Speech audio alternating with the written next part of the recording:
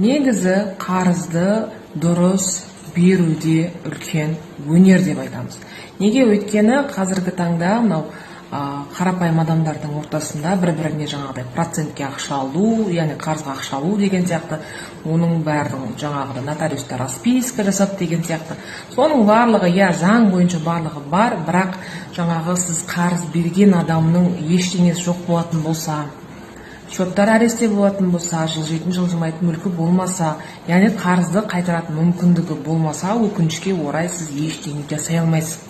Сондықтан да сіздерге айтар өтінішім, қарызға біреуге ақша бермей тұрып, міндетті түрде заңгерден консультация алыңыздар. Өйткені сіз қарапайым адамға, яғни физлицоға бересіз ба, немесе компанияға қарызға ақша бересіз ба, алдын ала ол компанияны және де жеке тұлғаны міндетті түрде тексеру керек, мұқият тексеру керек. Және де заңгердің өзі жаңағыдай тексеретін базалар бар, бола ма болмай ма деген сияқты. Сондықтан да әсіресе мынау компанияларға, инвестицияға ақша құюды біздің халық өте қатты жақсы көреді. Одан кейін компанияда жоқ, инвестиция жоқ, яғни пирамида. Сондықтан да кез келген жағдайда өзіңіздің ақшаңызды бір жерге салмас бұрын, біреуге қарызға бермес бұрын өте жақсылап ойланыңыз.